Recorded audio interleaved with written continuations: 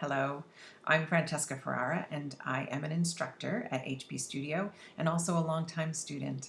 I took my first class there when I was 12 years old, and it really set me on a path to being a theater artist and having a lifetime in the theater.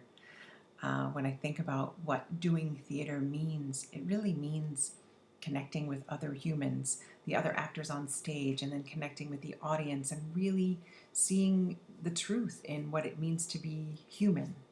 And we see beauty, we see pain, we see mistakes, we see accomplishments, and it's all reflected back on us, and we see ourselves, and hopefully we learn how to be better humans or just see things that we never saw before and never thought of.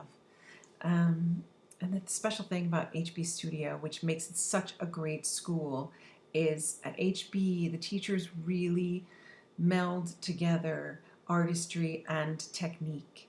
So you practice your technique, but at the same time you learn what it means to be an artist in the world and how you can change the world and how you can help make it a better place.